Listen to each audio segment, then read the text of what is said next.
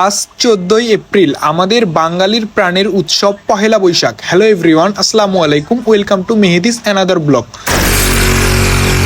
নতুন বছরকে বরণ করে নিতে আজ আমাদের কলেজে আয়োজন করা হয়েছে এক মনোমুগ্ধকর পিঠা উৎসব এবং সাংস্কৃতিক অনুষ্ঠান। বাংলার ঐতিহ্য মানেই পিঠা, গ্রাম বাংলার সেই চিরচেনা স্বাদ আজ যেন ফিরে এসেছে আমাদের এই ছোট্ট আয়োজনের মাধ্যমে। যদিও বা পিঠাগুলোর নাম আমি ওইভাবে বলতে পারবো না, যাই হোক সব মিলিয়ে আজকের পরিবেশ হয়ে উঠেছে একেবারে উৎসব মুখর। তারপর মনে হলো এই পহেলা বৈশাখে যদি পিঠা না খাই তাহলে পহেলা বৈশাখটা অসম্পূর্ণ থেকে যাবে।